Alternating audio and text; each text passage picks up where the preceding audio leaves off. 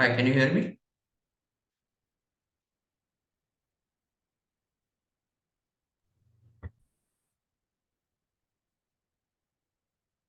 Anybody can confirm if you can hear me? Yes. Yes, sir. Okay.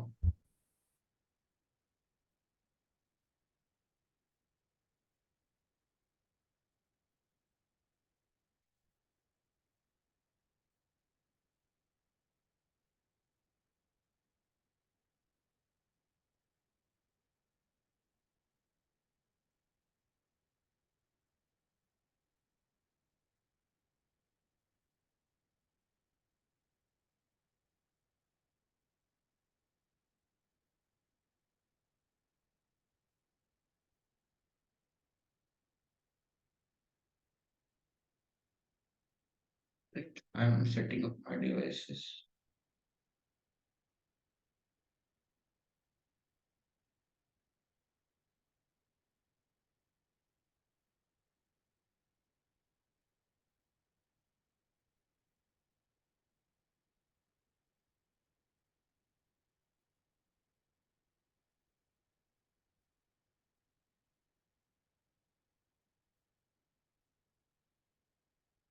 Oh, we can start.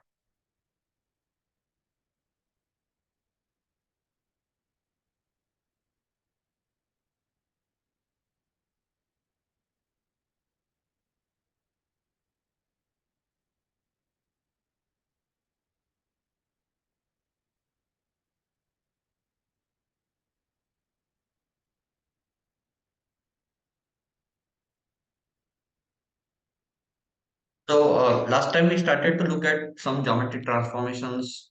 In fact, that was the second lecture. We had done some topics before that, but we started to look at rotations in particular last time. And although I mentioned that we will be talking about complex numbers, but we didn't get a chance to connect that with the rotation. So we would like to do that this time because as I already referred to last time that there is some algebraic structure to how geometry transformations work, and so as we go forward, we'll see more and more connection between the algebra and the geometry. And I think complex numbers is a very nice way of showing that connection in more detail. So before we dive into the connection with transformation, just to quickly recap some things about complex numbers. So this may be a repetition for those who already know this, but for so that everybody is on the same page, I'm just going to repeat a couple of things about complex numbers in general. Can you see my screen? Yes, sir. Yes, sir. Okay. Okay. So as we already mentioned last time that complex number is a set of numbers that we denote by the form a plus ib, where a and b are real numbers, and this I is a special symbol which has the property that I square is minus 1. And based on that, we can define addition and multiplication on the complex numbers. So for example, a plus ib uh, plus c plus id is we can just add the term by term, the real part and the imaginary part, and the product a plus ib into c plus id. Again, if we open these brackets like normal, and we can do some rearrangement to get this form. So yeah, this is nothing new. This we already talked about last time. But now what we are going to start is looking at what is the connection between the complex numbers and geometry. So in particular, if you notice the each complex number has two real numbers, like the real part and the imaginary part. And in the normal two-dimensional plane, we already know the system of 2D coordinate geometry. So the connection actually comes from using the same pair of numbers a and b as a xy coordinate in the plane. And once we start to represent that, that is where some very interesting things happen. Okay, so we are going to explore that today. Again, some of this maybe somebody has already studied, because I think a few of you mentioned that Aditya has already taught you homothety, right? So in that context, did you also talk about complex numbers, that how homothety maps to complex numbers? I think No. not. No. Okay. Okay. Okay. Then maybe that part will be new for everybody. But so let's begin with the basic representation that in the xy coordinate plane, if I want to consider the complex number a plus ib, naturally I will think of a and b as the x and y coordinate in some order. So typically we take like the x coordinate is the real part and the y coordinate is the imaginary part. So the point a comma b in the plane is associated with the complex number a plus ib. So in that way, you can see that there will be a one-to-one correspondence between every complex number. Like if I denote the complex number set by C with this line, and the real plane is R square, right? The pair of all. So there is a clearly a bijection between these two sets. Right? Every complex number will represent a point in the plane, and every point in the plane will represent a complex number. Okay, so that part is straightforward. But why is this mapping useful in any way? That comes from the fact that how these addition and multiplication translate into the plane. Like if you take two numbers like a comma b, or rather a plus ib, and maybe some other point like c plus id, right? So let us say this point p has coordinate a comma b, and point q has coordinate c comma d. So the point q is going to be associated with the complex number c plus id. So now the question is that if I add the two complex number a plus ib and c plus id, what is the resulting complex number? If I map it back into the plane, where will it go? So based on the theory which we already studied, I guess everybody can figure it out that what will be the resulting position of that added complex number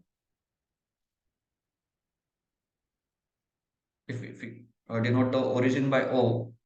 If we complete the parallelogram, we will get it, right?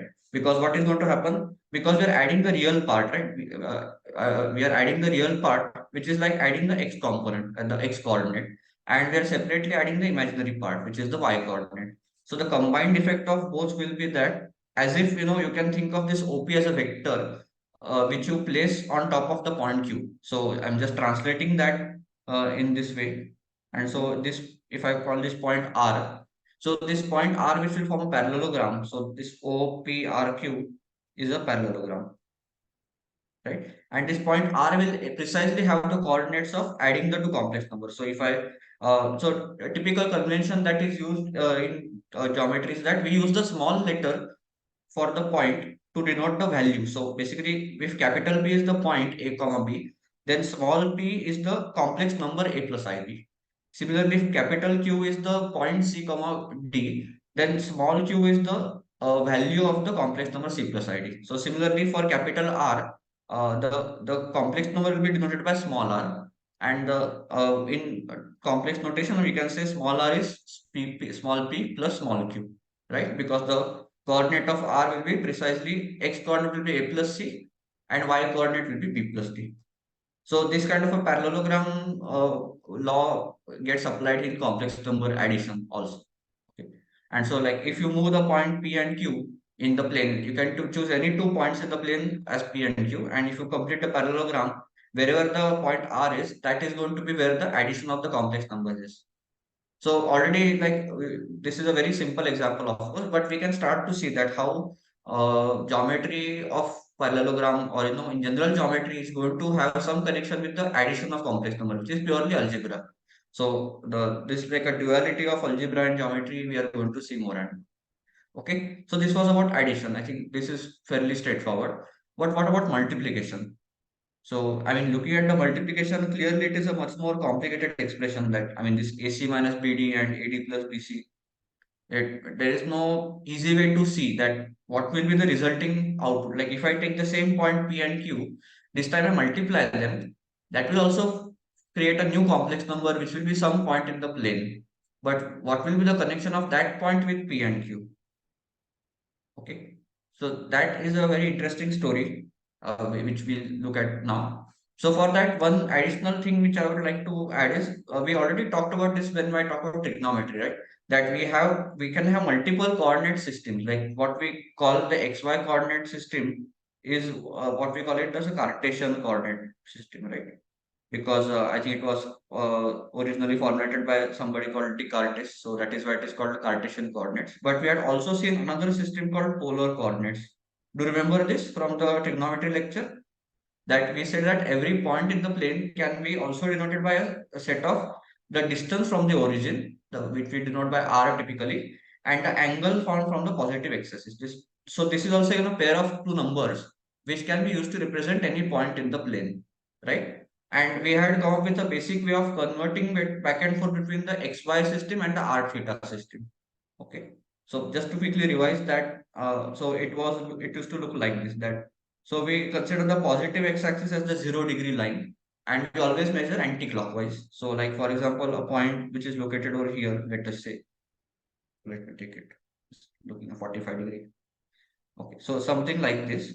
So this point has an x and y coordinate, right? So this point is has an x and y coordinate, and this can also be represented. And typically we write it as r angle theta. So this is how we write the polar coordinate of that point. And so based on the basic trigonometry, can you see what will be the way to convert between x, y and r theta? That basically r will be simply root x square plus y square, right? By Pythagoras theorem, because this distance is r and this is theta.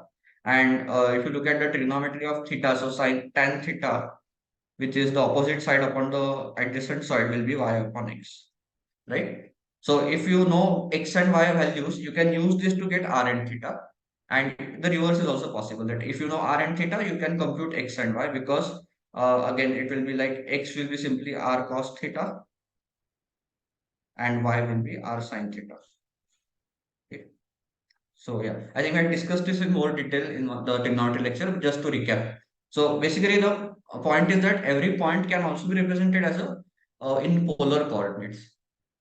Okay, and that is going to be relevant for the multiplication story. So it is a very interesting thing that adding complex number is in Cartesian coordinate, but you will see that multiplying complex number is in polar coordinates. Okay, so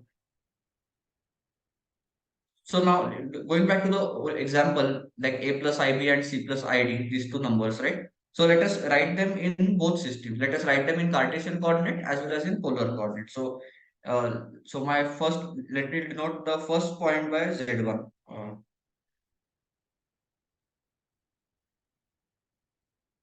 So z1, capital Z1 refers to the point in the plane whose coordinates are a comma b. Okay, and so the value of the complex number like small z1 will be a plus ib. Okay, and so corresponding to this, what will be the polar representation? If I call it r1 angle theta 1, then I need to find the values of r1 and theta 1, right? And similarly, Z2, if Z2 is denoted by C comma D, okay, and its uh, complex value will be C plus ID, and that is denoted by R2 angle theta 2.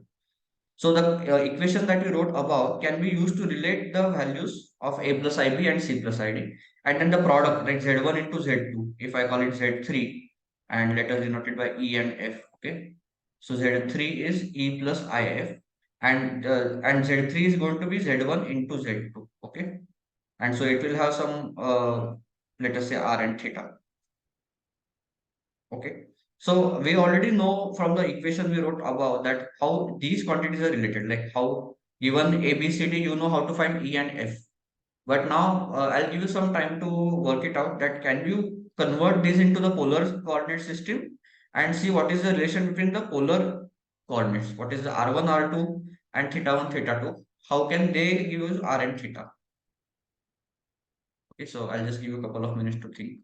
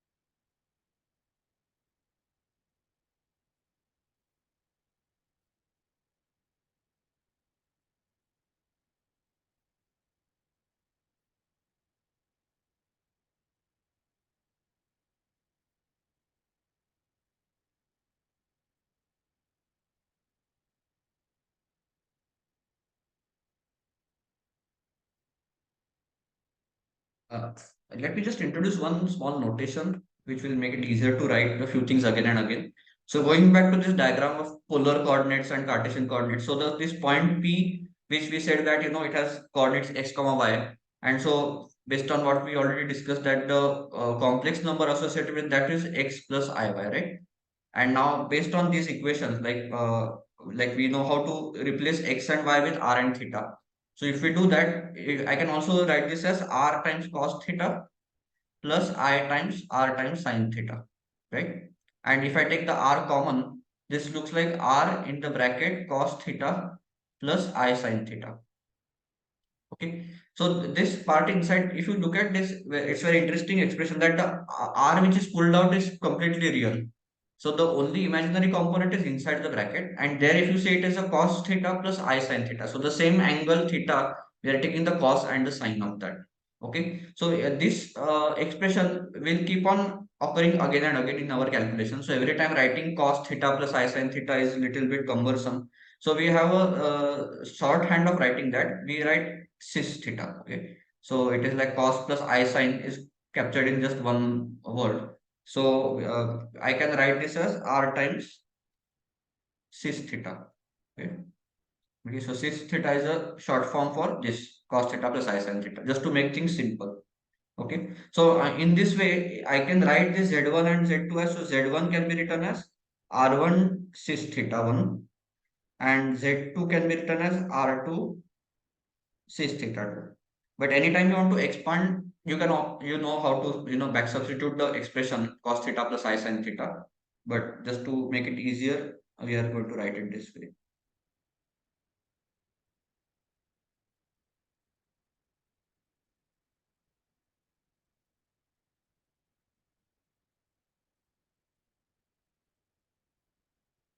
Okay, and also if you just think about it, what is the geometric intuition of this cis theta in this diagram? Where will you see the cis theta is also a complex number, right?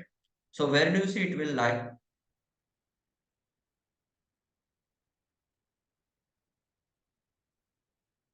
In the unit circle. Unit circle, right? So basically, if you think about it, cis theta is going to be on the same direction of OP, but instead of length r, it is going to be of length 1. Because if you see what is the magnitude of cis theta, cos, if you square the x coordinate and y coordinate, cos square plus sine square is 1, right? So this is actually a vector of length 1. So along this distance OP, if I just draw a vector of length 1, then this is going to be that cis theta. So this point of length 1 is a distance 1 from the origin is where the cis theta lies. So the interesting thing is that cis theta is always going to be on the unit circle, right? So if I draw a circle of radius 1 at the origin, the theta, even if the theta changes, the point may change, but will always lie on this circle.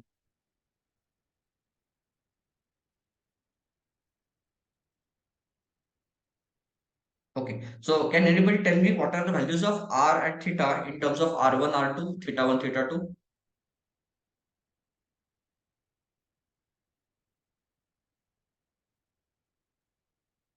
How can we find this?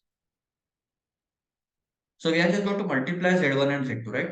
So Z1 is, for the moment, I will use write it full instead of writing the short form R1 cos theta 1 plus R1 I sin theta 1. So this is Z1 multiplied by Z2. Z2 is R2 cos theta 2 plus R2 I sin theta 2. Okay. So when I multiply this out term by term, what am I going to get? So again, just as we multiply two brackets, we can multiply this term by term. So if I multiply the first term of both brackets, I will get R1, R2. In fact, if you see, I can pull out R1 and R2. I don't have to write R1 and R2 every time because R1 is going to be common to the first bracket, R2 is going to be common to the second bracket, right?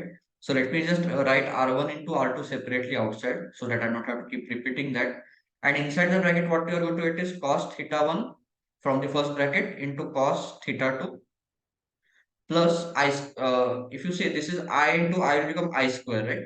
Which is minus 1. So minus sin theta 1 into sin theta 2 plus I times, now the cross product will come, like the first term from the first bracket and the second term from the second bracket. So cos theta 1 sin theta 2 plus sin theta 1 cos theta 2. Okay, so at this point, actually, we need some trigonometry which we have not covered so far, but these are standard formula actually. So this is the formula for cos addition, like, and this is the formula for sine addition. So in other words, I mean, just to write the formula separately for those who don't know this, but cos of two angles, like any two angles, if I take A plus B, the formula for the addition of the cos cosine is given by product of the cosine, cos A cos B minus product of the sine. Okay. So this is a standard formula for cosine addition, and similarly, there is a standard formula for sine addition, that this is sine A cos B plus cos A sin B. Okay. And if you are interested to look at the proof of this, it is there in textbooks, or you can Google it also. Or you can give it a try on yourself, because it is not based on simple geometry similarity, those kind of things. Because I mean, going back to the trigonometry lecture, if you remember, I had emphasized the point that trigonometry is just a shorthand way of writing geometric ratios. So it is not different from similarity as such. So you can always derive it in that terms. Okay. But here we can just directly apply this, because you see the first bracket is of the same form as this one, right? Product of cos minus product of sine. And the second bracket is sine cos and cos sine alternate. So therefore, I can directly simplify this as R1 into R2 into, in the bracket, the first term will be cos of the sum of the angles, and second will be I times sine of the sum of the angles. So do you see how that cos of something plus I sine of something form is restored? So can I rewrite this as simply R1 R2 into cis theta 1 plus theta 2? Okay. So you see how the something very interesting is happening here. Yeah, again, going back to the example of addition. In addition, what happened when I said A plus IB plus C plus ID? The real part were added separately, and the imaginary part was added separately. This was in the Cartesian system, and now in the polar system, if R1 angle theta 1, let's not at angle, R1 cis theta 1 multiplied by R2 cis theta 2, the product R1 R2, the magnitudes get multiplied, right? So the magnitude R1 and R2 gets multiplied here, and what happens to the angle? Angle is getting added. Okay. So so this is a very interesting way that in multiplication, the polar system is a very nice way of representing that, and in addition, the Cartesian system is very nice way of representing that. Okay. And we will start to look at this in a few more examples also, that I mean, how does this look, because all of this has a lot of to with geometric transformations also, so we'll come to that interpretation, but just I'll pause for a minute for if you want to write anything.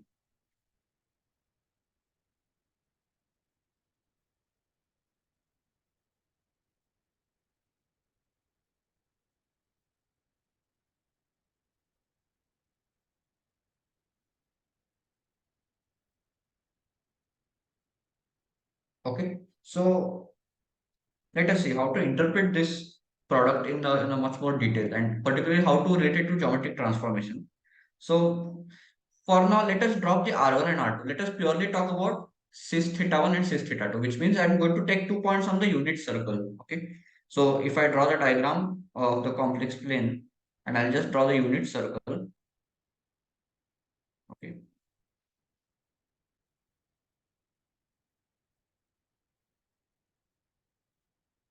Okay. So if I take, let us say the first point Z1, which is going to be only cos theta 1 plus I sin theta 1, cis of theta 1. Okay. So this is angle is theta 1. Okay. So there is no, I mean, the magnitude is 1, but I will not write that. It is always going to be 1 for this circle. And if I take another point on the circle, let us say somewhere over here, uh, if I take it, let us take it here. Okay, so this is Z2 of which is cis of theta 2. Okay, so this is a different angle. This is theta 2. So based on what we saw just now, what will the product Z1 into Z2 look like if I just add the two angles, right? Theta 1 plus theta 2. So the resulting addition. So you can imagine that whatever this theta 1 is, let me just make a copy of theta 2 on top of that. So I'll just add theta 2 again over here. So the resulting value will be theta 1 plus theta 2. And this will be my Z3, which will be Z1 into Z2. So if you think about it, isn't this like the composition of rotation that we discussed, that we can apply one rotation, uh, uh, and by the way, we are starting the rotation from here. So the original point is this one. So if you think about this point, this has the coordinate 1 comma 0. In complex number, that is simply 1, right? 1 plus 0 I, which is simply 1. So we start from 1, we apply one rotation. So we start from 1 comma 0. We apply the rotation 1. What is that rotation? Around origin of angle theta 1. Okay. So if I apply this rotation of angle theta 1, I am going to get the point Z1. And to this point, now again I apply another rotation 2, again around origin, and now of angle theta 2. So that will take Z1 into this Z3. And so what we studied last time, that you can combine two rotation and think of it as one single bigger rotation. So isn't that the same thing, that instead of going through this chain, I can directly say from here to here, I directly apply one rotation of theta 1 plus theta 2. It is the same thing. So that is what the product of two complex numbers means on the unit circle. That it is just adding the angles. So it is like composition of the rotation that we discussed last time. And now to this, if we add the additional point about magnitude. So here we took R1 and R2 both as 1. But suppose R1 and R2 are not both 1. Okay. Then what will it look like? So, yeah, actually, probably I should have talked about homotheity first, because here we require to talk about homotheity. Anyway, let me just make a reference to this point. We will revisit it when we talk about homotheity. Is that basically what is going to happen is, now let us say Z1 does not have magnitude of 1. So Z1 will have any magnitude you want. Still, what you can do is you start from the 1 comma 0 point. Okay. And so let us say Z1 is over here. Okay. So Z1 has some uh, length R1 and angle theta 1. Okay. And Z2 has a different angle, different magnitude and different angle theta 2. Okay. So again, I'm slightly jumping ahead, but what the conclusion happens to be is that if you look at this triangle, okay, let me call this point U. So U is the unit point, right, which has the coordinate 1 comma 0. So consider triangle OUZ. Okay. So the idea is, let us consider a similar triangle to this OUZ constructed on Z2. Okay. Uh, so on Z2, I will construct this triangle. Okay. And so let me call this point Z3. Okay. Let me just move the diagram slightly below.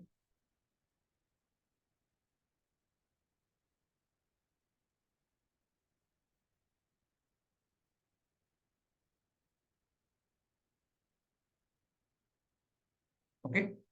So I have constructed this two similar triangles. So triangle OU1Z, triangle OUZ1 is similar to triangle OZ2Z3. Okay. That is by construction. So if I make this construction, And we can write lots of properties, right? We can write the angles and the ratios of the sides, everything. So if we do that, what it turns out to be the case is that look at the coordinate of Z3. Okay. So what is this total angle going to be, for example? So if I call this by our standard notation, if this angle is Z1, theta 1, sorry. So this angle is theta 1, right, from the positive x-axis to Z1, and this angle is theta 2. How do I note that? This angle is theta 2. Then by the similarity, you will see that angle Z2O Z3 will be equal to angle UO Z1, right, by the correspondence. So in other words, this angle is also going to be theta 1. And as a result, what is going to happen? The total angle from the positive x-axis to this one is theta 1 plus theta 2. So therefore, angle UOZ3 will be theta 1 plus theta 2. So you see Z3 is matching the angle part of the product of Z1 plus Z1 into Z2. And what about the magnitude? Can you compute OZ3? Like if I write the ratios of the correct sides. So for example, I can write OU upon OZ1 will be equal to OZ2 upon OZ3, right? As per the correspondence. And out of that, OU is of 1. So I can replace this by 1. And Z1 is the magnitude of the first point, which is R1. Z2 is the magnitude of the second point, which is R2. And so if I rearrange all of this, I'll see that OZ3 is simply R1 into R2. So you see Z3 has the correct distance from the origin. The distance is R1 into R2. And the angle is also theta 1 plus theta 2. So in other words, what follows is that Z3 is precisely the product of Z1 into Z2.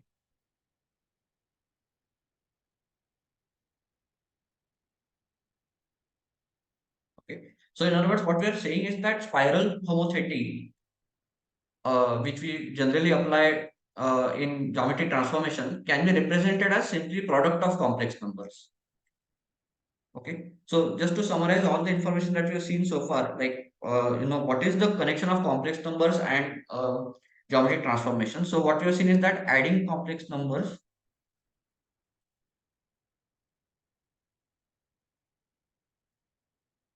is equivalent to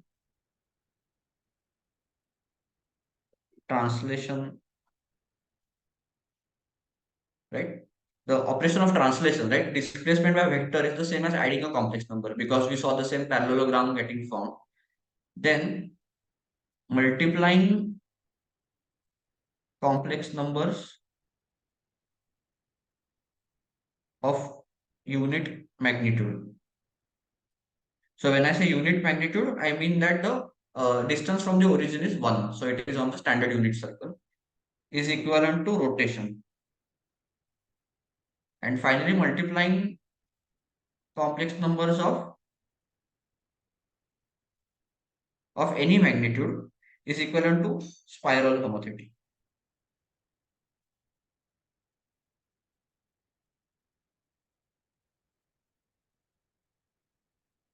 Okay.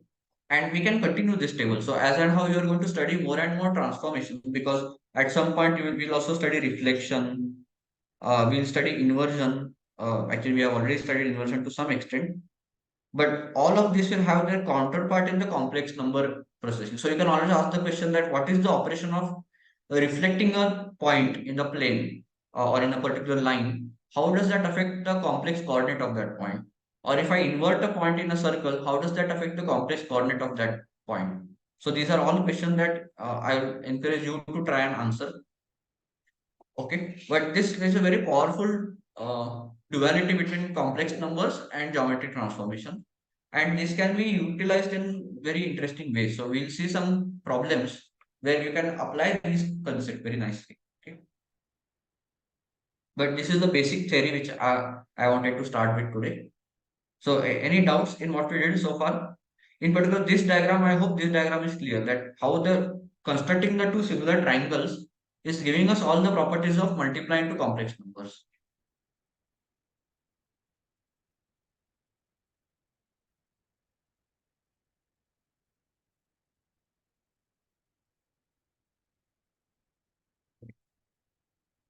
So I wonder, let me just give it a try. In GeoGebra, do we have ways to manipulate complex numbers? I mean, I know we have ways to plot coordinates, but complex numbers, I don't know actually. So just to illustrate everything that we have been talking about, so let us say, so this is our special point U, right?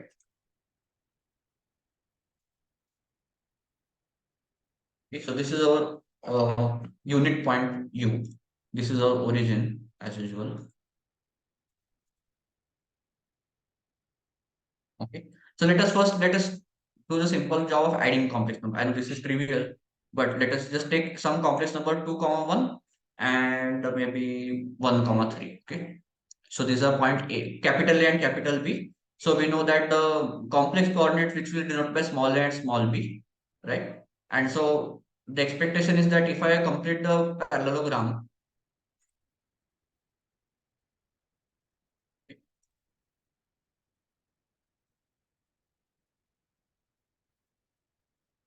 so if I complete the parallelogram, and so if you look at this point, right?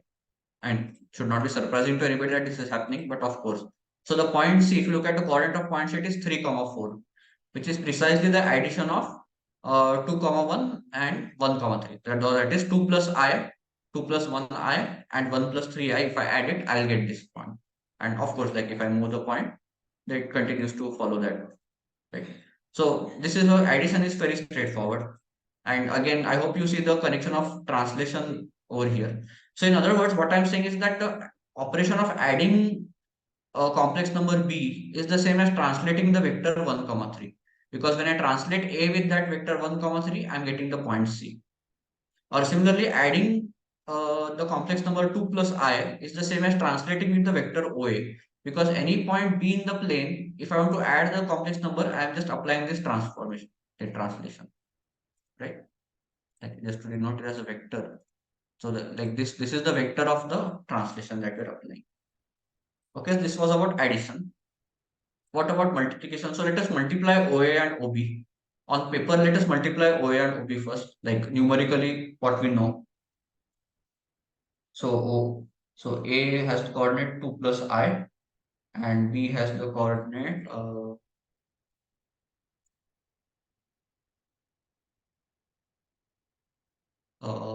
comma 3. Okay.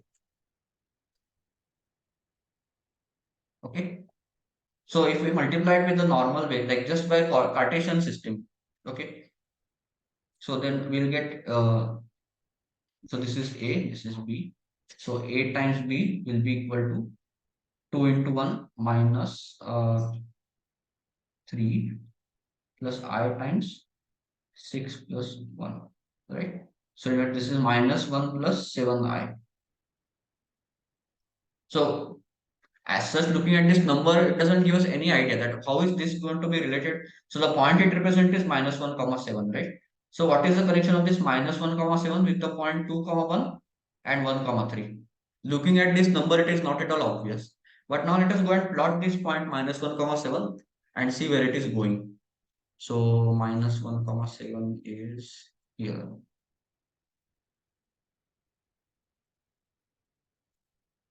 Okay.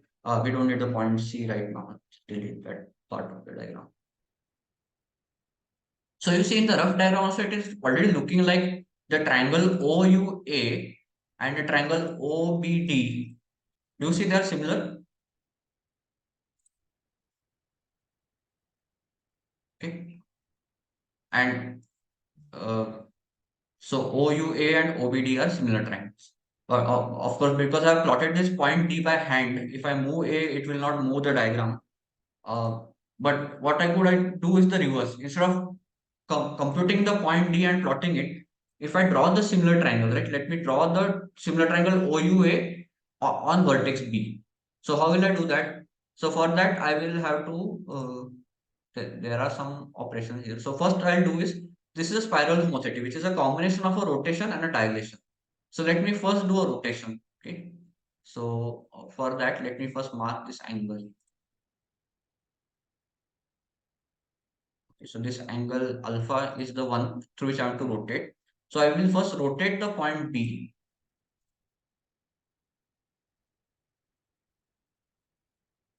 Okay, with angle alpha. Okay. So you see now this B dash is just a rotated version of B. Okay. But now what I have to do, I have to scale the B dash with the right ratio. So the ratio is OA upon OU, right? So I will now do a scaling, and the ratio will be, I could simply write OA because OU is of unit magnitude, but just for clarity, let us write. So you see that this has again landed on the same position, -1 comma 7, and not surprising again, that is supposed to happen. But now what is going to happen is, now this, because of the construction, this triangle is always going to be even similar to my original triangle, right? Like if I just color it somehow. So this red triangle and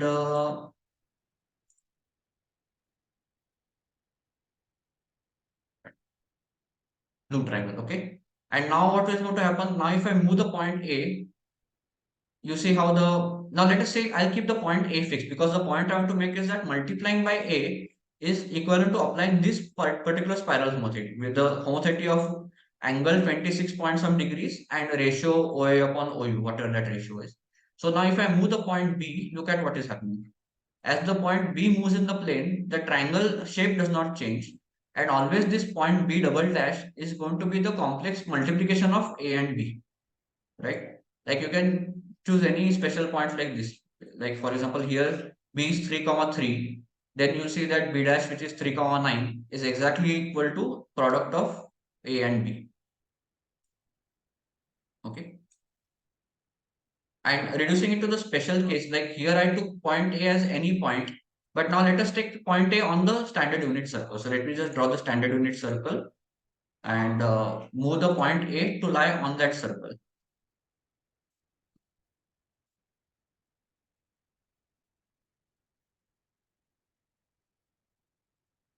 Okay, so now this point A is always going to lie on the circle. Now you see how the diagram changes. Now this triangle OUA is an isosceles triangle. So now it is, no, we don't no longer require homothency. We just require a rotation, right? So whatever is this angle alpha, through that this point B is getting rotated. So now the multiplication of A is just a rotation of some particular angle. And of course, then if the point B also lies on the circle, then the resulting value will again lie on the circle. But even if point B is not on the circle, it will form a different complex number of the same magnitude. Okay. So I'll encourage that, of course, we can do all of this on paper, but, going through this operation on GeoGebra gives you a very nice visual intuition that how multiplying complex numbers has a very nice geometric representation. Okay, and particularly in terms of geometric transformation, not just normal geometry, but transformation geometry. Okay, so yeah, so I mean this duality of complex number and translation transformation, I cannot highlight more. Like it is going to be very important for more advanced geometry in many ways. Okay, so and this is also going to start helping us to answer some questions, because last time we had sort of left one point that we were discussing, that what is the operation of combining two rotations. Okay, and we had considered the case when the point of rotation is the same, that we could easily answer. But the case where the point of rotation is different, right? You first rotate around point O1 and then you rotate around point O2. And we had made some guess, like the combined answer will be again a rotation almost always. But I don't think we had completed the proof of that, right? So the diagram that we had drawn was, we rotate around the first point through some angle theta 1. Okay, so point O1 angle theta 1. If I rotate a point P, it goes to a new position, let us say P dash. And now around another point O2, I'll rotate with a different angle and I'll get a different point P double dash. And so the question we're asking is, what is the combined operation, or can we replace these two operations with a single operation? And I mean, the kind of claim or guess that we are trying to come up with is that yes, we can replace that with a single rotation of theta 1 plus theta 2 around some point in the plane. And it is not is difficult to find that point. We just join P and P dash, and we have to find that point in the plane which is equidistant from P and P dash and which forms an angle of theta 1 plus theta 2. Okay. So this angle has to be theta 1 plus theta 2. If we look at that point, then around that point, it will be the same as like rotating separately, right? So this is what we had discussed last time. And we can try to prove this through geometry also, but now because we are studying complex numbers, let us see, can we prove this using complex numbers? For that, the first thing we have to find out is, so far we have been, even in the GeoGebra, what we showed is that rotation around only the origin. But now we are talking about rotation around any point in the plane. So how do we represent that in terms of complex numbers is the first question. Okay. So, trying to frame this as a function. Okay. So, like, for example, let consider the simple case of let some theta be a real number. Okay. Then consider the function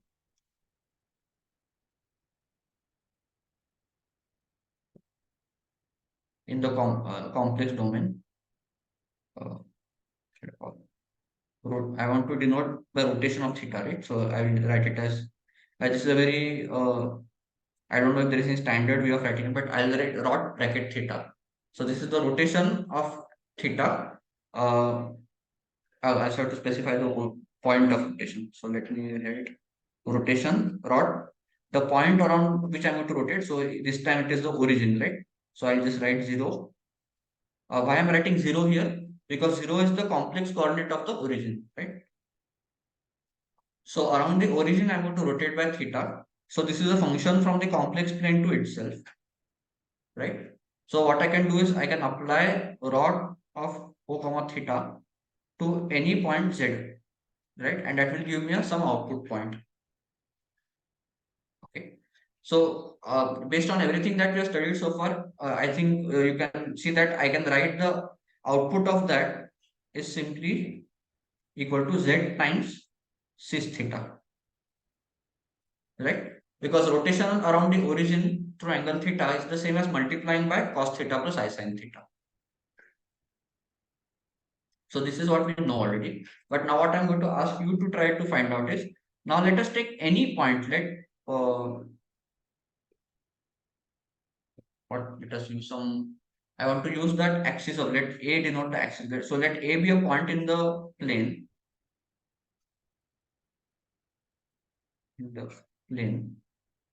and with visual as the complex coordinate is denoted by small a. Okay, so the we don't care about the real and imaginary part of small a for now, but if you want, you can assume some, a1, y1, x1, y1, whatever you want. But I'm just going to denote it by a. And again, as usual, let theta be a real number. So now consider the rotation of rotation around point A of angle theta. So that will also be a function, right? So it will be we denote it as ROT, the coordinate of the point of rotation around which you're going to do the rotation and the angle. So this is a function from the complex domain to the complex domain again. So now your question is come with the expression for this. So find the value of applying this rotation to any point in the plane.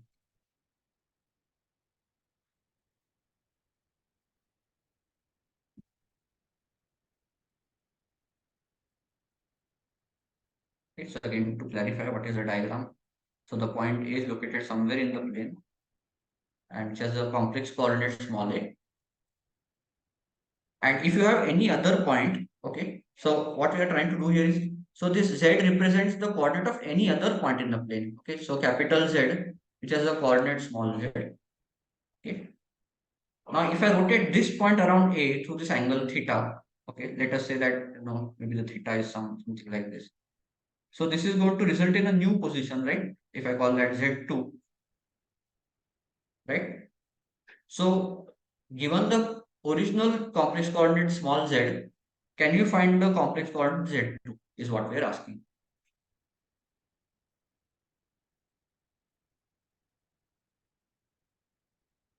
So can you repeat the question?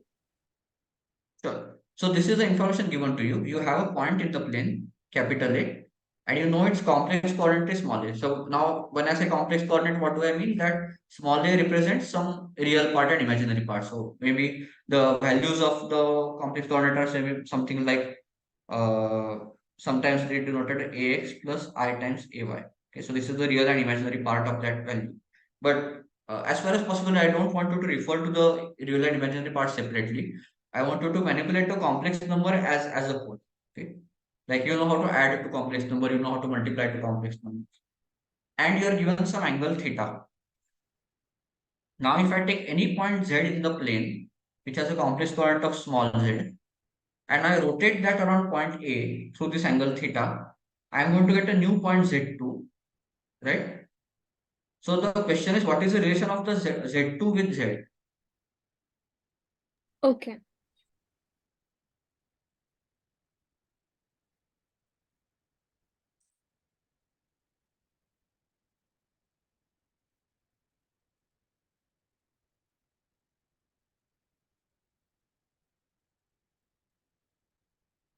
So again, I mean, I hope this part is clear that we know how to rotate around the origin. Here, what we are saying is that rotating around origin is simply multiplied by cos theta plus I sin theta. So if the point A happens to lie at the origin, then the question is very simple. But now I'm deliberately taking a point which is not at the origin.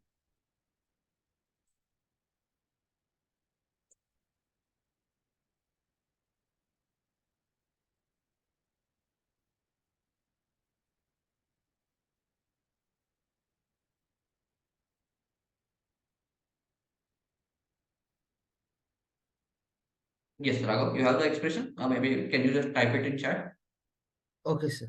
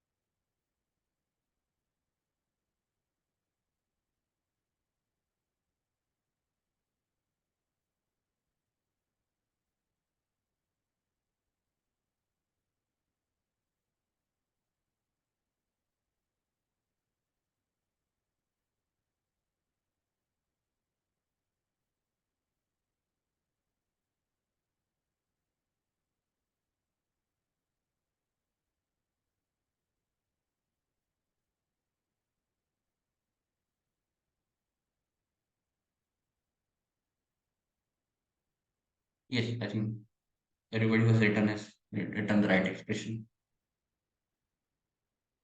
Okay, so I think many of you are getting the right idea. See, this is like TKP, right? We know how to rotate around origin, but now this point A is located somewhere else. So we have the idea of shift of origin, right? We can just temporarily change the coordinate system and put it at point A, do the rotation, and then revert the change of the shift of origin, right? Or in another way of thinking about this is that in complex geometric transformation terminology, why don't we do this? We move the point A to the origin temporarily. So in other words, I'm going to apply this vector, right? AO vector to the whole diagram. So if I apply the vector AO, point A will go and land on O. in that process, this point Z will also go and land in a different position, right? So maybe the point Z will come somewhere over here. Okay, so temporarily let me call this point Z dash. Okay. So firstly, what is the coordinate of Z dash going to be?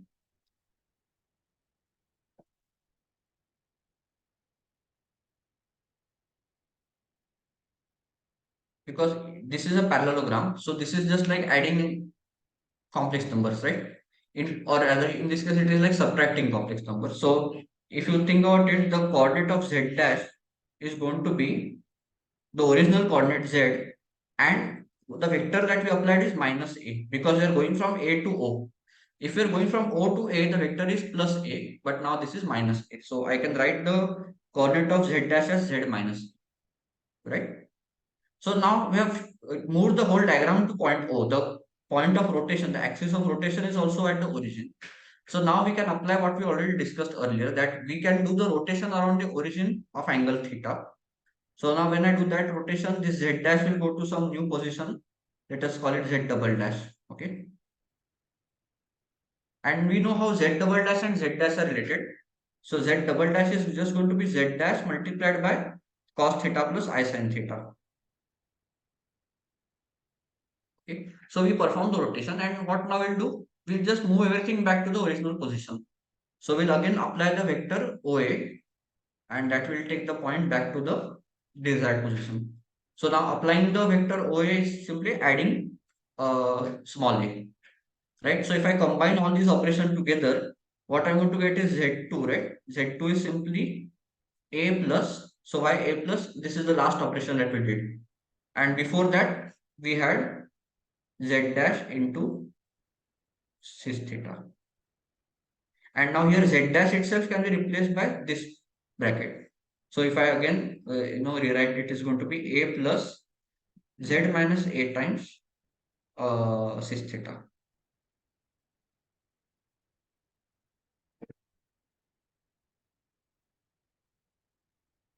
So you see now, like this is the first example where we are seeing how we can change the transformation one after the other. Like I first applied a shift of origin, which was adding or subtracting a vector.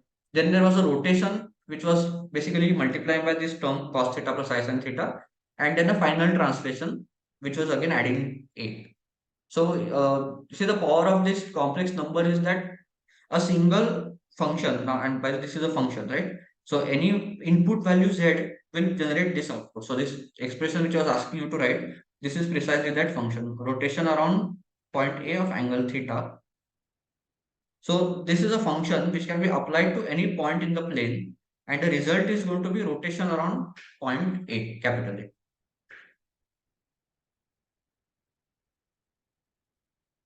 Okay. I know. Wait I for mean, a minute. yes, yes.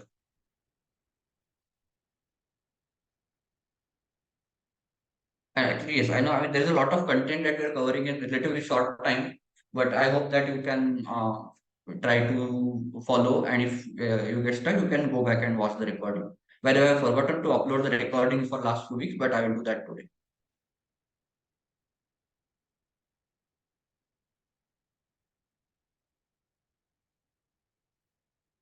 So now that we have established that we know how to rotate around any point in the plane with any angle.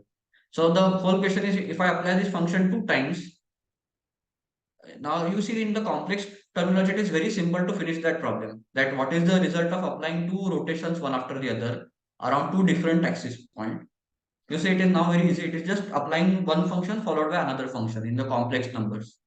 So I'll give you some time to apply that and see what is the resulting final value, right? Applying two functions one after the other can be thought of as a one composite function.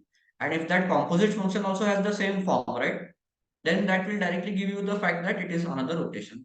Or it will give you the case where it is not a rotation. So that will also be covered.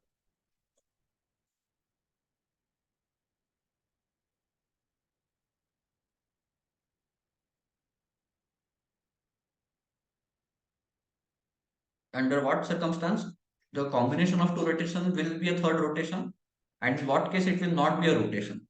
We already know the answer from last time, that we know when you rotate by theta and you rotate in the reverse direction by theta, it is what becomes a translation, right?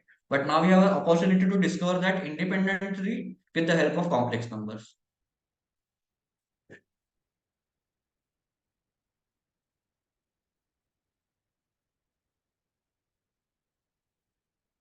Okay, any questions in this part?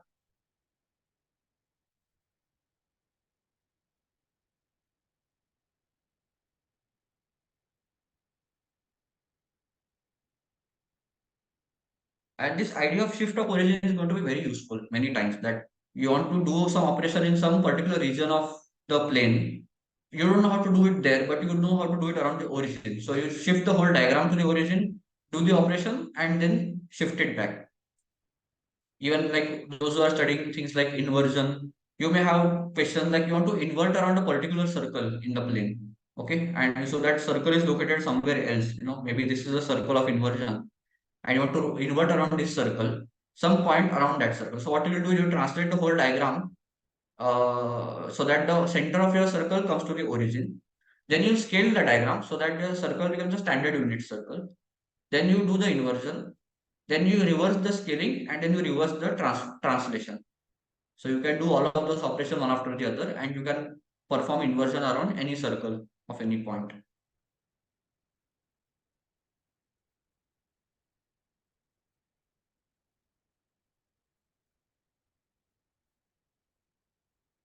Okay. So again, coming back to combining rotations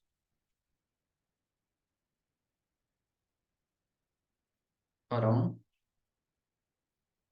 different uh, axes. So let's consider point O1. Let us say A1 because I'm thinking it like an axis of rotations. That is why I'm referring to it by capital letter A. So consider point A1, which has a complex coordinate small a1 and angle theta 1. Okay, this is going to be the first angle of rotation. And then the another point A2, which has a different coordinate and a different angle. Okay. So we have to answer the question that what is the result of performing rotation around the first point of angle theta 1 followed by the rotation around A2 of angle theta 2. So what is the result of applying these two operations one after the other? And now because we can represent both of these as a function in the complex domain, right? So the first function, rotation of around point A1 with angle theta 1. This is given by the expression which we wrote above. So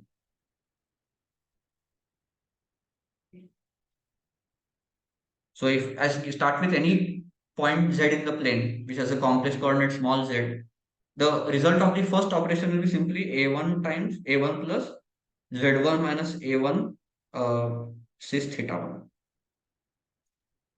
right? And similarly, a rotation around the second point with a different angle is also a function from complex domain to complex domain.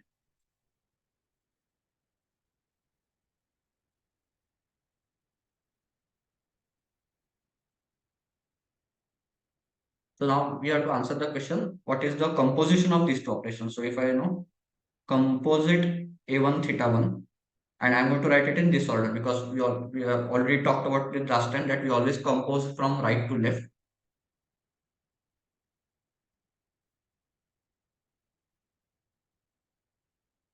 So basically the output of the first operation has to become the input of the second one.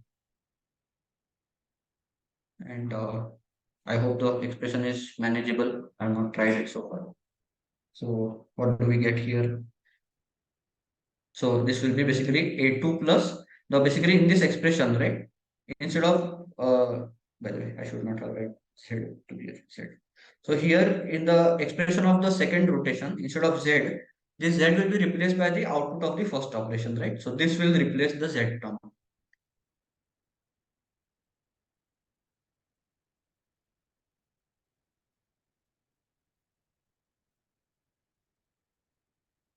minus A2.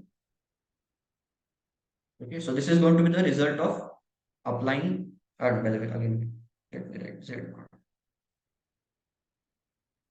So how do we simplify this expression? We can take all the terms which have Z as a coefficient to one side, and because everything else is a constant, right? Only the Z is the variable here. So what does the expression look like?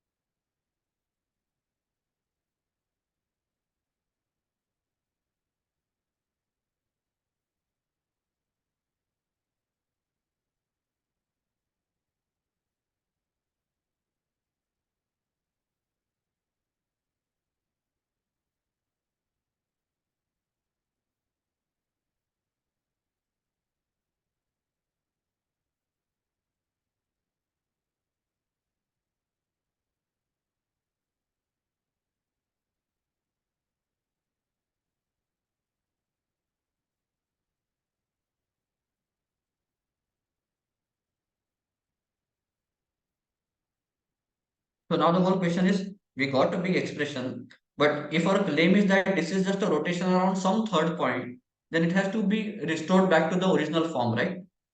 The original form of our rotation is this way, like what we wrote here. So unless we get back this form, how will we convince ourselves that what we obtained is another rotation? So this will require some further algebraic simplification. I will do it independently, but I'll like you to try it also. So I'll just wait for a few minutes. I will not write on the screen.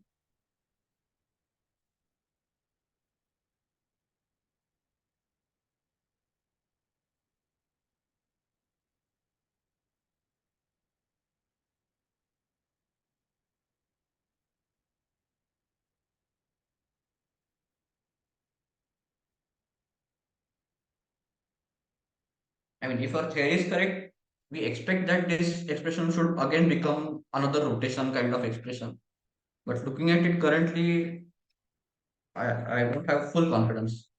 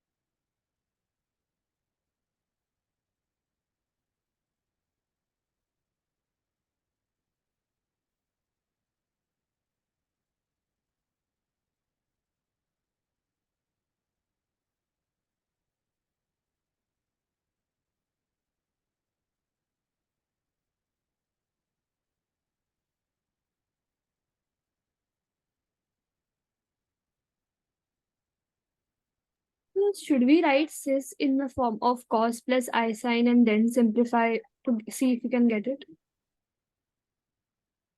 No, actually, the sys is a way of uh, reducing the requirement to write that expression every time. Unless you really require the cost, you need to think of the real part and imaginary part as separate objects. Only then I would advise you to, split it that way. As far as possible, we treat the complex number as a, object. Like we don't separate the components. Just to make things simple, because just think about it, right? One symbol, like one complex number z, is able to absorb the information of two real variables. So why do you want to double the number of variables in your expression? Because I was saying that since we're not able to simplify it to get that form, if we could divide it and then try to do it. If we don't, if we are not able to make progress, we can definitely think about it. But I feel that with some effort, it should be doable. So I'm going to give it a try first. If we are not able to make progress, then that is the definitely one way to consider. Okay. So, see, based on the theory, what do we expect? We expect that this is going to be a rotation of theta 1 plus theta 2, right? So, we expect that this is going to be equal to, sorry. So, I'm just writing a question mark here because we don't know yet. This is going to be equal to some other A, right? This is going to represent the final point of rotation plus Z minus A times. And we already know the angle of rotation, that is going to be theta 1 plus theta 2, right? So we want to somehow, manipulate this expression into looking like this. And the only thing to be answered is what is the A going to be. So, and if you think about it, actually, one important part is already in the right form because, cis theta 1 into cis theta 2 is simply product where we multiply we add the angles together. So this can be directly replaced by cis of theta 1 plus theta 2. So that part is already so we expect the coefficient of Z to be cis theta 1 plus theta 2, which is already the case here. So I think we are not that far away. We just need to think a little bit and we should be able to get it.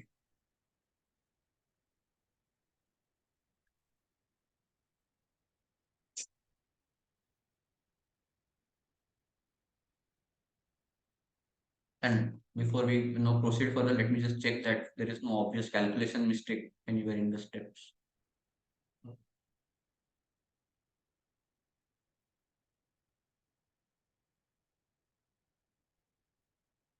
Okay, looks correct.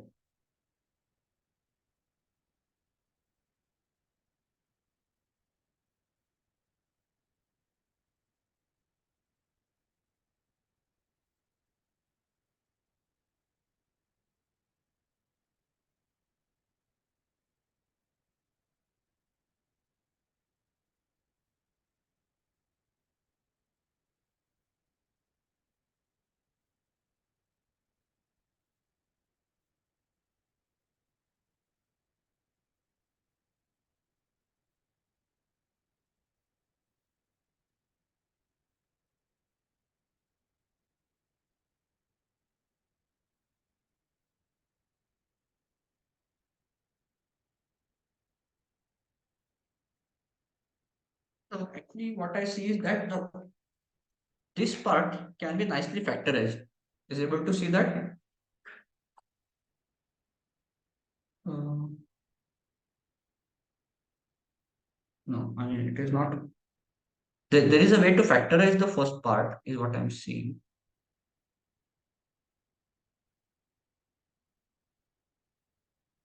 Like let me just write this part temporarily. I would want to that plus Z, this term is understood. So okay, we'll keep on writing it every time, but that is going to be secondary. So if I group the A2 part together, right? So where I'm getting A2, let me group that together. So I can write A2 1 minus cis theta 2 plus A1. So in fact, here you see A1 and cis theta 2 can be combined. So I'll get A1 cis theta 2 in the bracket 1 minus cis theta 1. Okay.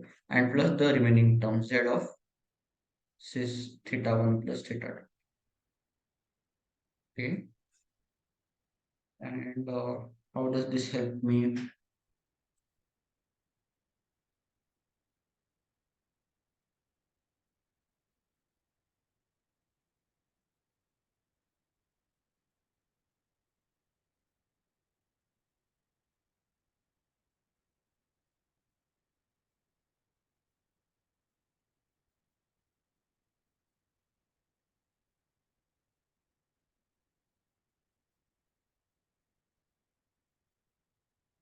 Let us take some more time to understand this form a little bit better. Like, what is the final expression that we're looking at?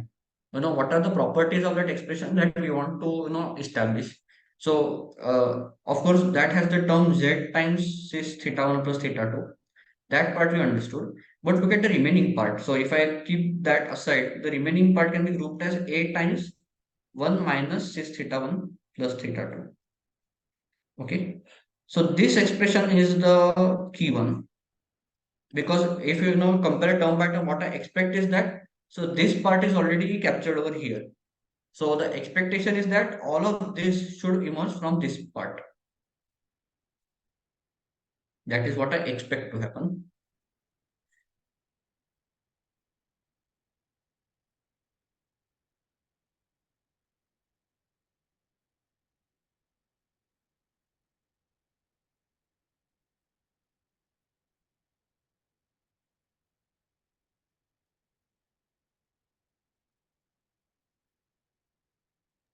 by A, you mean A1, right? No, the one which I have written below. Yes. No, this is going to be a different A. I mean, this is going to be the final rotation. So my claim is Okay. that combining these two rotations is going to be the same as rotating around a completely different point, capital A, with angle theta 1 plus theta 2. Oh, okay. So yeah, that is the A which I am referring to. So I should be able to express that small a in terms of A1 and A2 in some way.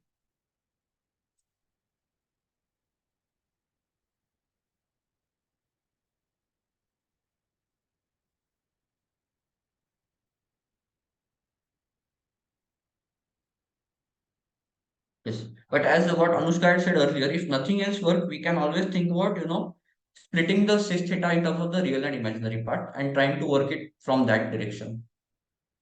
Because, uh, yes, Raghav, you are able to simplify this. I mean, I have an idea, but I haven't Okay. tried it. Like, instead of trying to factorize this, what if we just say like this road a plus z minus s is theta 1 plus theta 2 is a required expression, right? Yes, correct. And that is equal to the original expression. Yes. So can't we just solve for a? Yes, we can solve for A. Yes, correct. Yeah. So if I just equate it directly, and let us say that this part is equal to A, then I can say A is equal to this part divided by this part, right? So I can say A is 1 minus cis theta 2 plus,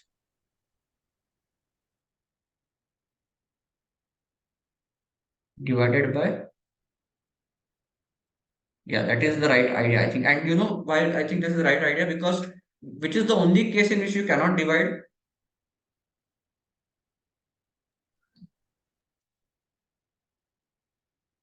The only case in which division will not be allowed to be done is when this expression is 1, right?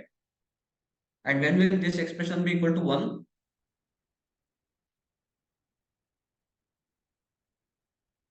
When theta 1 plus theta 2, the sum is 0, right? So the precisely the case we expect from our geometric intuition from last lecture, that if you rotate by an angle theta 1 and then you rotate back with the same angle in a different direction, like the opposite direction, when the two cancel, the what you get as a result is not a rotation. So like the only way to proceed here is that assume that theta 1 and theta 2 are not equal. Only then we can proceed with this calculation. So we have to deal with that case separately. What if, sorry, assume that theta 1 plus theta 2 is not 0. If theta 1 plus theta 2 is 0, we have to deal with that case separately. But for now, let us go with this assumption, that assume that theta 1 plus theta 2 is not 0. So then we can do this. So yeah, I mean, But like we have to prove it in this form for rotation. No? yeah, we have proved it, right? We can just say that let A be equal to this expression. Then therefore we will get that. Therefore the combination of the two rotations, right? The rotation of theta 1 plus theta 2 will be equal to the combination of the separate rotations. Just by the definition. That part is correct. I was hoping for something that looks a little bit nicer. That was the only thing. Maybe this can be simplified a little bit further. Like this division can be performed in some nice way to get something. But yeah, in principle, we have finished the problem here. That is true. Yeah, I don't know. I was hoping that there is some nice geometric way of, finding that point. I previously I showed that there is one way to construct that point. Of course, that is by if you just construct that isosceles triangle of angle theta 1 plus theta 2. That will give you the point O. But is there a nicer way of reaching the point O? Is what I'm trying to just see once. Maybe let's spend a few more minutes on this. But if you can't get it, then we'll just say that this is the expression of the point A.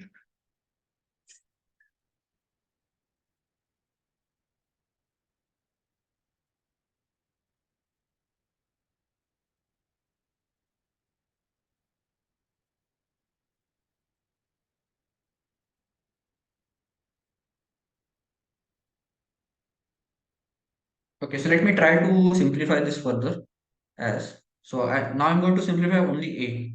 So A is written as A2. I'll open the bracket once more. I don't think that was very helpful.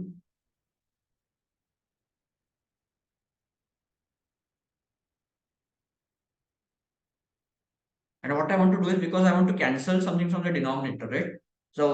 Here this cis theta 1 plus cis theta 1 cis theta 2, which is cis theta 1 plus theta 2. I would like a chance to cancel it with this. But for that, this 1 minus term has to be there somewhere in the numerator. And so for that, I will have to add or subtract something. So let me add and subtract a1 from the numerator, okay? Whole thing upon, right? So now what will happen out of this part of the numerator, a1 will come out common and something will cancel, right? So now I can write it as a1. Actually, this is difficult to read. A1 plus uh, everything else. So a1 will be able to pull out outside. And so on the top we'll have a2 minus a1. Yeah, okay. Now this is looking at least somewhat better if you look at this expression now.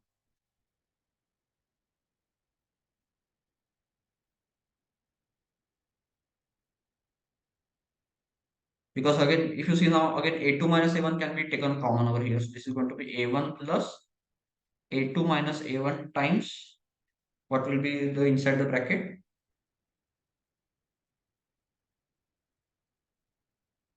One minus cis theta 2 upon 1 minus cis theta 1 plus theta 2. Okay, and at least somewhat it is easier to absorb this expression. And particularly if you look at what is the geometric meaning of a2 minus a1.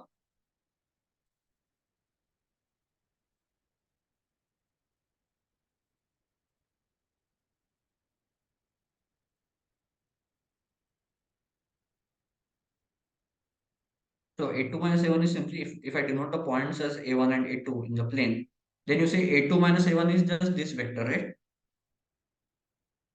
Which goes from a1 to a2. That is this vector.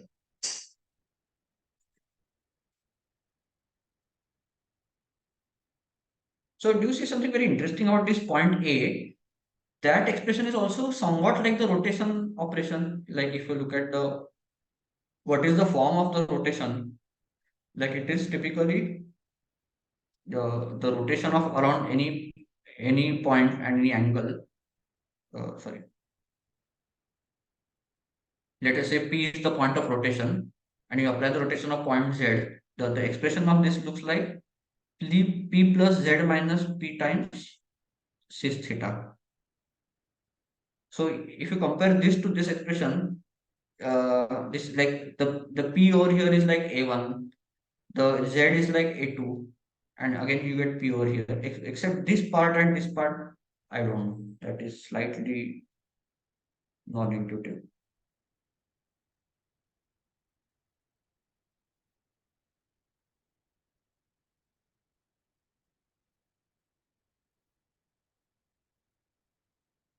I don't know. I don't know if there is any nice way of interpreting this geometrically.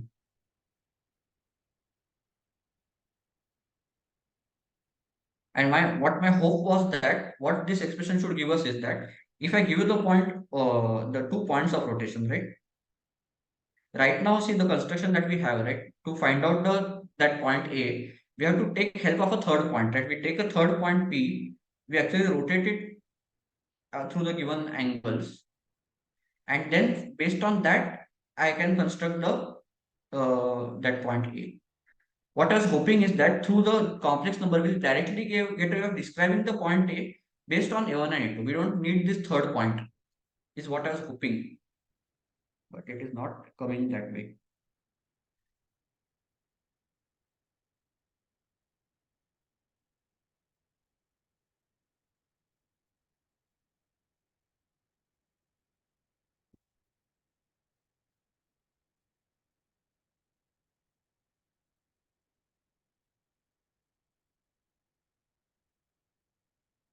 See, one idea is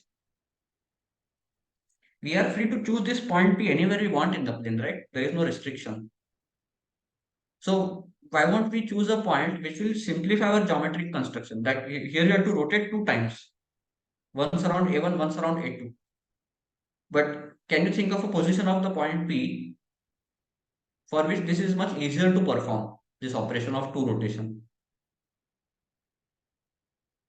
Like, why don't we choose the point P to be one of A1 or A2 themselves? Because then we know that rotation around the center will do nothing to that point, right? So, for example, now we are free to choose whether you want to choose it as A1 or A2 is up to us. Let us choose the point P at A1. Okay. So now what is the construction going to be like with ruler and compass? You choose the point P at A1. So the first step is to rotate around A1 with angle theta1. And what happens? Nothing happens. And now you rotate around A2 with angle theta2. Okay. So that will take the point P to some new location P2. So, okay. So we have to apply the rotation only once to theta2. And now what we are going to say, we just have to find the point. I mean, same construction that we did before. We'll join P and P2. And on that, we have to find that special point which forms the angle theta1 plus theta2 at the center. And that is going to be my point A.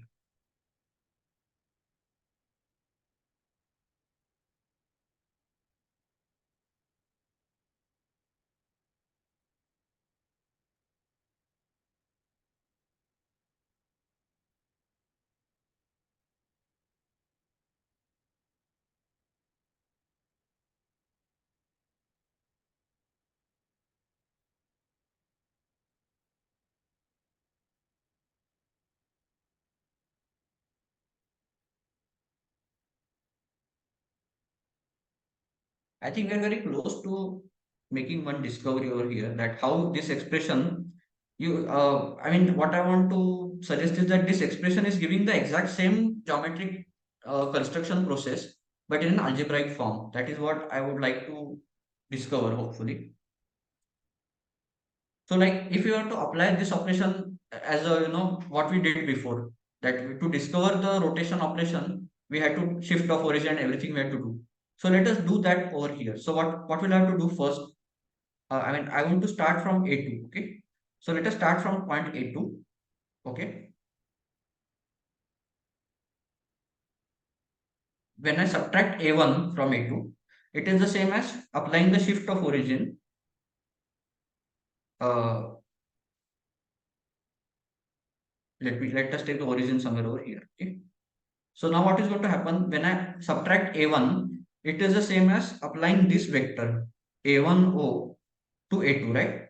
So A2 will go and land somewhere over here, let us say. Okay, so let us call this A2 dash. So this A2 dash is the part inside the bracket, this part. So this is A2 dash. Now to this A2 dash, I'm going to multiply with some complex number. Okay? This complex number, I don't know what it is right now, but let me just say this is some complex number. As a result of that, applying this complex number, the result is going to be some new point, which I'm going to call A3. So A3 is actually I need more than one color. So A3, the complex number of A3 is represented by this part. And the final step, what I do, I add A1 back. So I'll apply the OA1 vector once more to get back to this point. And that is my point A. Okay, so this is the procedure which this expression is suggesting. So now the only mysterious part is this complex number. Like, what is this complex number? And so if you look at this diagram, right, what is the process, what is the result of multiplying by this complex number in my diagram? What it did was it took me from point A2 to A3, right? So from looking at it from the origin, this original vector OA2 got rotated and dilated to become this vector OA3. And by similarity, you see that the same thing is applicable in this diagram, this triangle. So whatever is the result of applying this multiplication, the same thing will happen in this triangle also. This triangle A1, A2. If you look at what are the angles and the ratios of that I'm expecting that this expression has a lot to do with that. Because actually, if you look at this expression in a different way, look at what is expression is 1 minus 6 theta 2 upon 1 minus 6 theta 1 plus theta 2. So let us understand that expression a little bit. So, like, basically, if you take the standard unit circle, right? Okay. So let us say theta 2 is somewhere over here. Okay, so this is theta 2. So this point is 6 theta 2. So what is 1 minus 6 theta 2? because this is 1, right? This point is 1.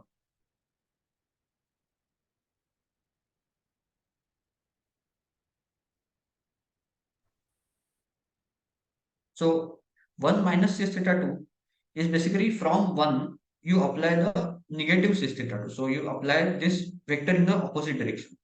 So this is 1 minus cis theta 2. And in the same way, somewhere in the plane you will have uh, this is, let us say this angle is theta 1. So therefore this total angle is theta 1 plus theta 2, right? So this is cis of theta 1 plus theta 2. Okay. And so what is the denominator going to be? 1 minus that. So again, I will take this vector, which vector? This vector, and just flip its direction. So if I flip its direction, it will look something like this. So this point is 1 minus this theta 1 plus theta 2. Okay. And now finally, when I say this first expression upon the second expression, geometrically what I'm saying is how much do I need to rotate and dilate to get from the numerator to the denominator. That is what that expression means, right? So in other words, this vector, right? This vector over here, or rather this triangle. So my expectation is that this triangle which is going to get formed here is going to be similar to this triangle or this triangle. That is what the algebra tells us. Okay, but I mean we have to go through a lot of hoops to interpret this algebraically. Sometimes we have to just give up and say that is what the expression is. That trying to force a geometric interpretation out of every expression is not maybe the best idea. Is what the lesson I am learning here.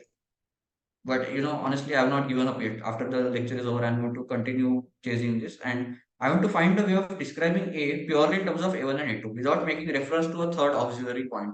That is the goal which we are trying to achieve here. But anyway, I mean, leaving that aside, I think we have discovered some very interesting things.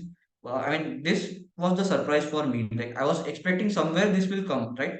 That if theta 1 plus theta 2 is 0, then we know it is not a rotation. And so that emerged because only in that case I can describe the A. So, like, one homework for us is that go back and analyze the case that what if theta 1 plus theta 2 is 0?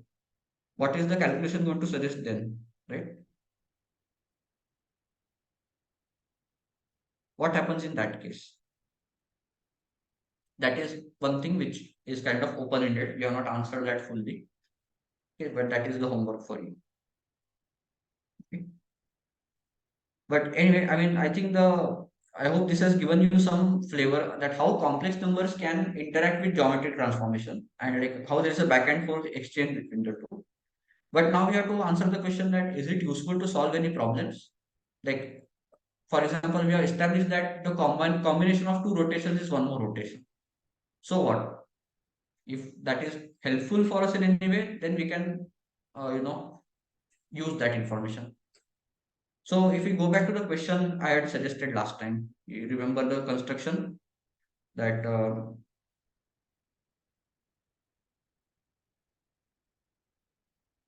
what was the construction? If I take a triangle, right? Let me start with any triangle, and on the three sides of the triangle I'm going to construct, let's say, 45 45 90 triangles. Okay.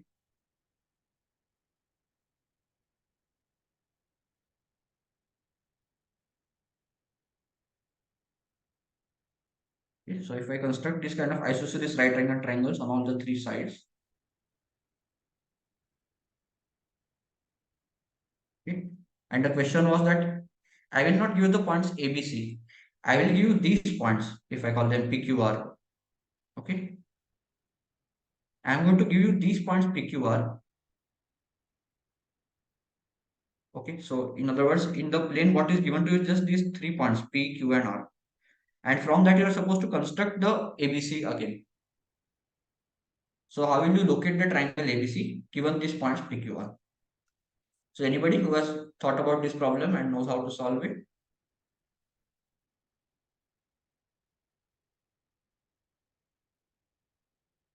Yes, Raghav, Janhavi. So should I tell or should I tell afterwards? I don't know.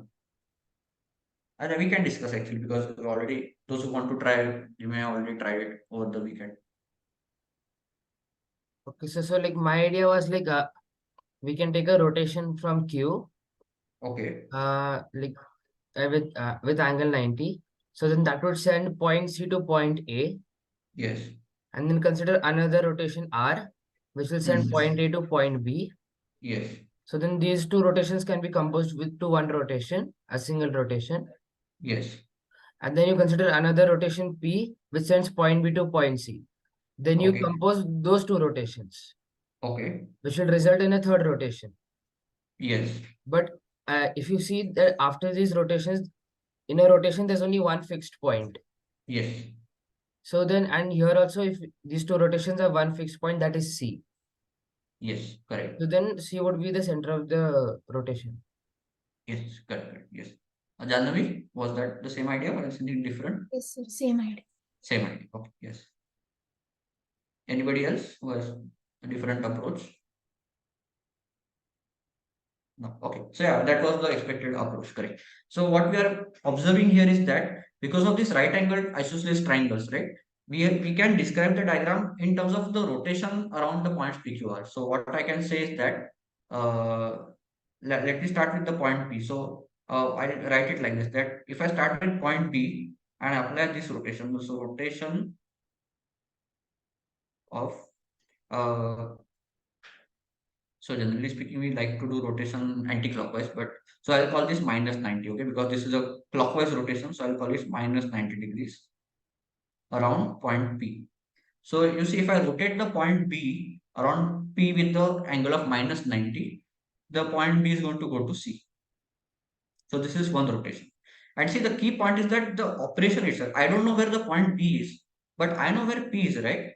So I know the description, I know all the information required to describe this geometric transformation. That the rotation around point P around with angle minus 90 degree, I know how to do.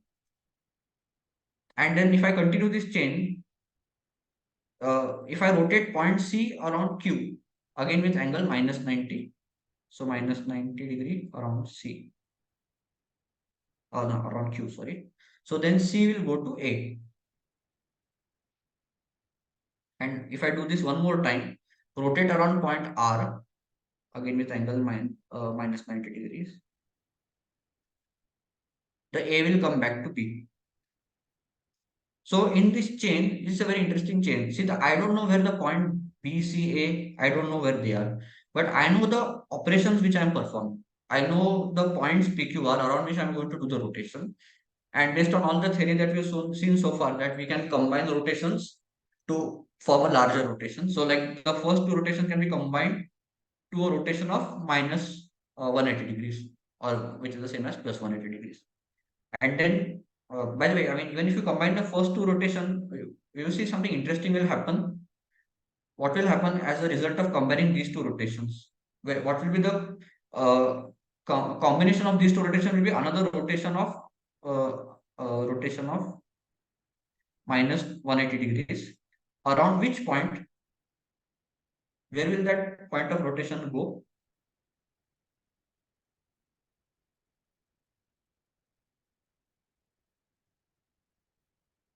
Under this combined operation, B is going to A, right? So where will that center of rotation have to lie?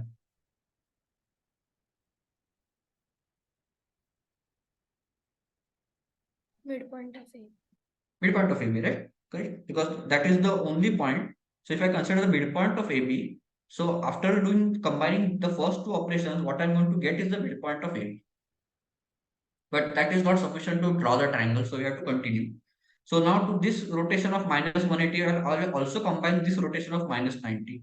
So the total combination of all the three rotations together will be a giant rotation of minus 270 degrees, or which is the same as plus 90 degrees, and around some point X. Okay. So I don't know where this point X is, but what I know is that if I do this rotation to the original point B, I get the point B back, right? Because this rotation represents the combination of all these three smaller operations. And so now the question is, if I start with the point B, I do some operation and I'm getting the point B back. And by the way, the angle of rotation is 90 degrees. It's not a special angle like 360, right? See, 360 degrees, if you apply a rotation of 360 around any point, obviously every point comes back to itself. But angle which is not multiple of 360 and the point B is coming back to itself, the only way that will happen is that this center of rotation which I have obtained has to coincide with that point X. So in other words, the point B and point X have to overlap. And so that is how I have located the point B. Because see, the important thing is constructing this point X does not require me to know the position of ABC. This is purely combination of the PQR rotations, which we have seen how to do before.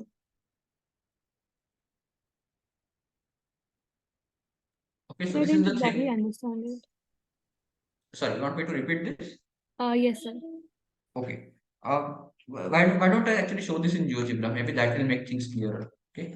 So let us actually do this operation in GeoGebra and let us see if that makes it clearer to understand.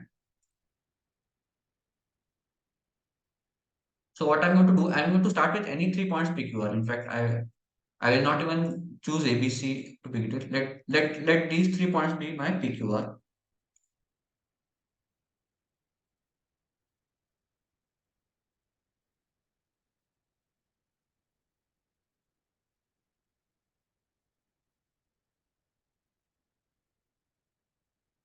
Okay.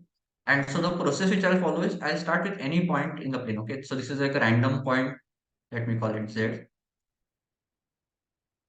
Okay. So first what I'm going to do is I'm going to rotate this point Z around point P with angle minus 90. Minus 90 means clockwise, right? So I'll rotate Z around P clockwise with 90 degrees. Okay. So here we all understand that if I move Z, the Z dash will also move. Okay. And now Z dash I will move around Q again with same 90 degrees.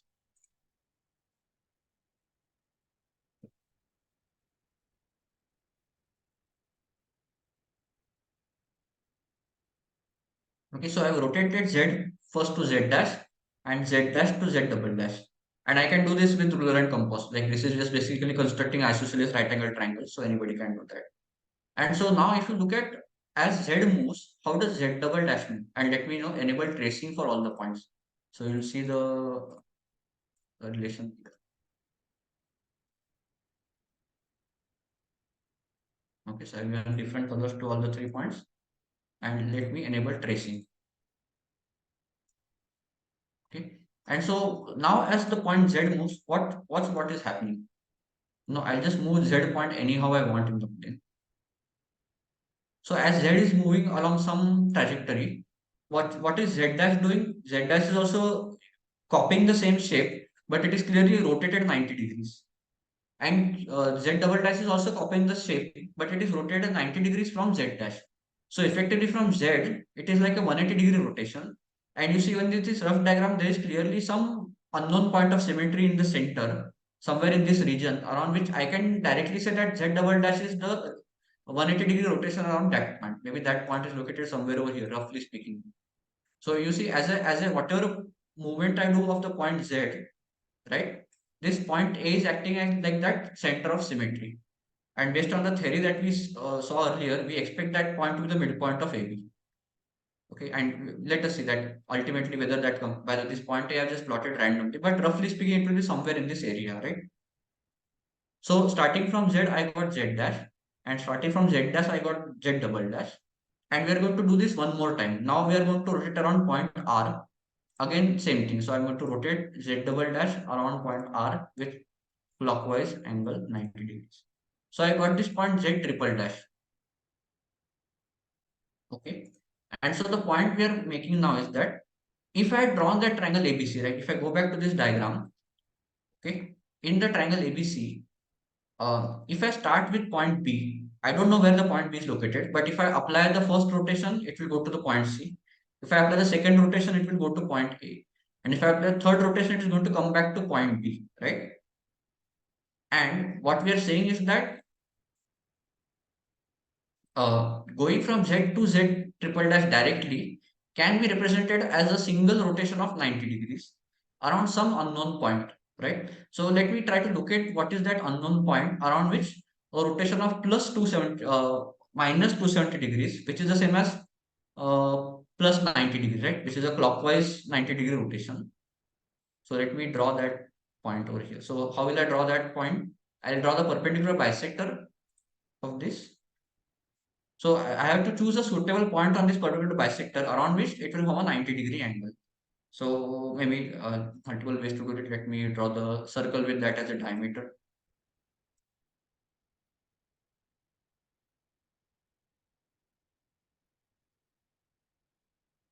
Okay, so now this point, right?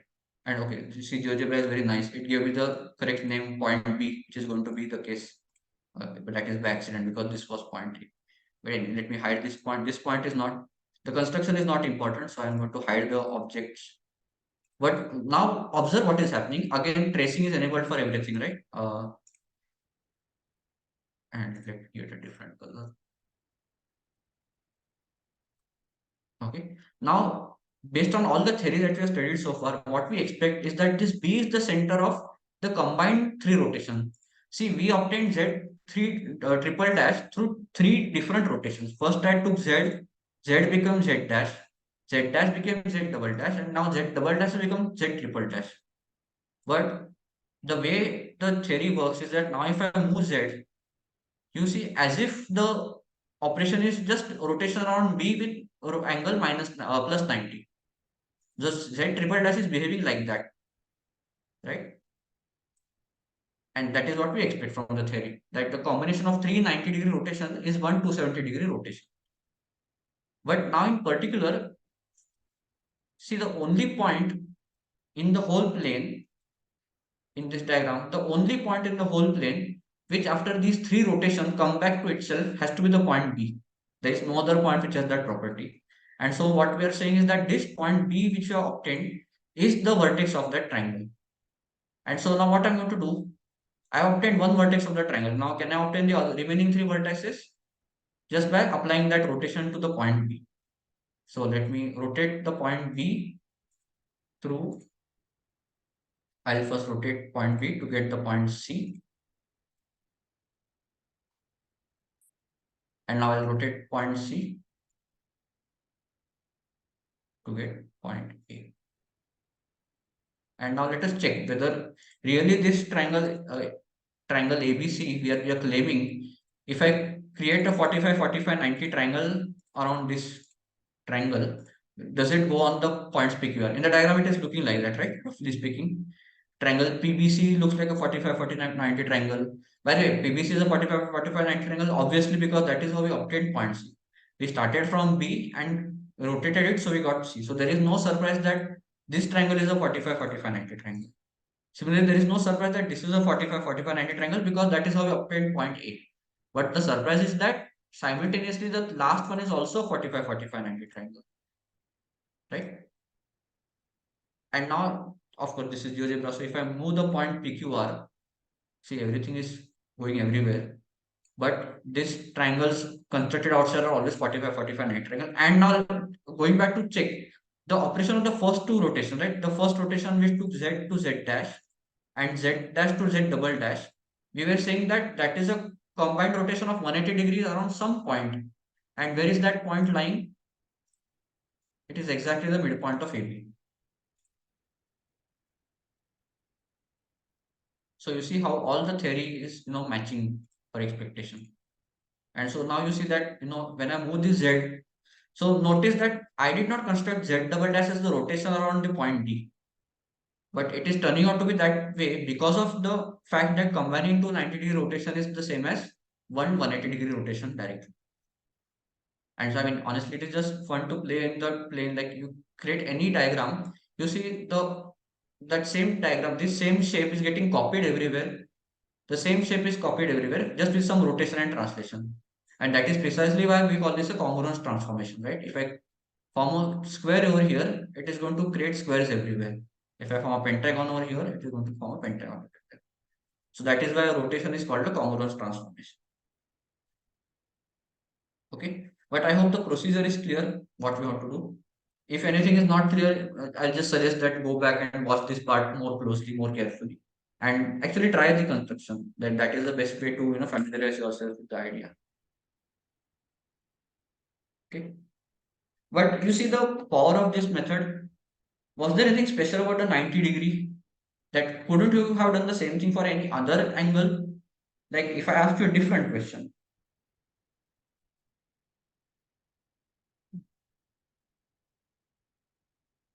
somebody wants to. Yes, Raghav. Sir, but what will we do if it's 120 degrees? That's a very good point.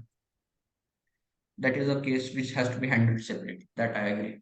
So, yeah, but for now, let us take a general case to illustrate this point further. So, let us say we are talking about a equilateral triangle on all three sides. Okay, so now the question is, I want a situation where I have constructed equilateral triangle on all three sides, and again, I'm going to keep the external points and erase everything else.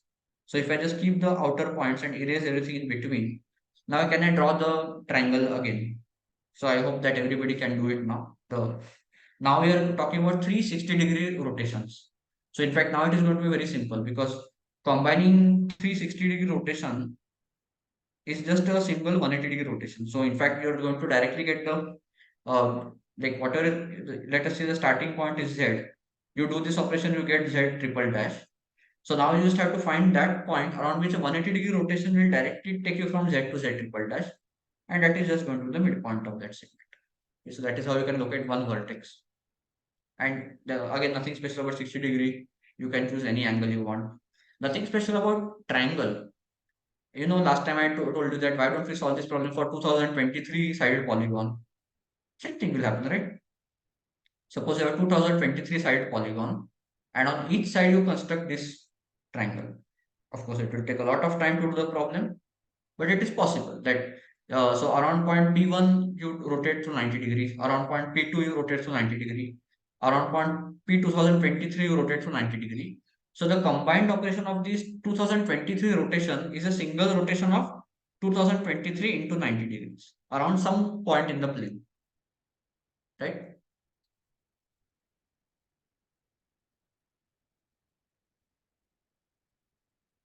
So it can be done. But now Raghav is asking very important question. See, the only reason that the combined operation is another rotation is because this whatever number you are getting is not a multiple of 360. But what if it's a multiple of 360? Then what will happen? So, Raghav, there is something very interesting that happens here. What happens is that, so you rotated by 123 times.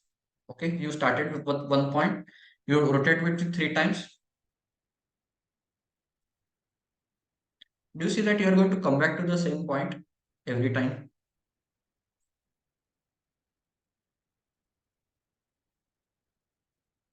Either two things will happen. Either no such triangle exists, or there will be infinitely many such triangles. Those are the only two possibilities. So we are almost out of time, but let me just do this one last step. So I'm going to, as what Raghu is suggesting, let us do 120-degree rotations around the three sides. Okay, so let me start with the known triangles. Okay, so I know this triangle ABC exists. Okay, so therefore I can be confident that if I construct this 120-degree, well, how do I construct this quickly?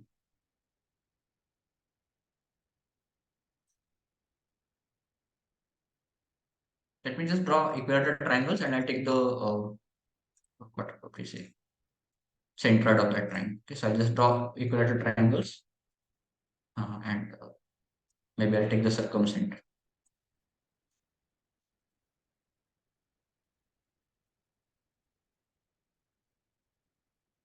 Okay, so this point E is the 120-degree.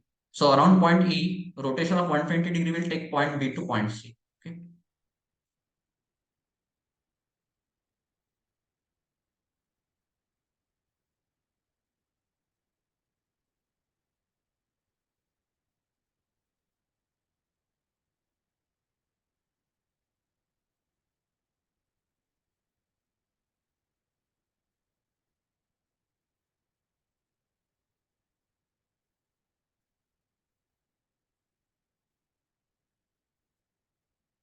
Okay, and then the G is the other point.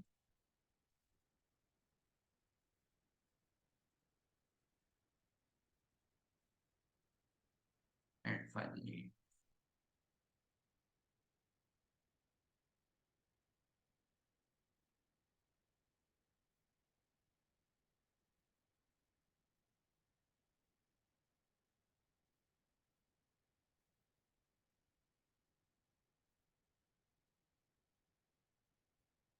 okay, and so finally, after a lot of effort, we have obtained the three rotations. Okay, so these points E, G, U, these are the three 120-degree rotation points. Okay, and so what is happening now in this diagram is around point E, if you rotate, B goes to C. Around C, around G, C goes to A, and around U, A goes to B.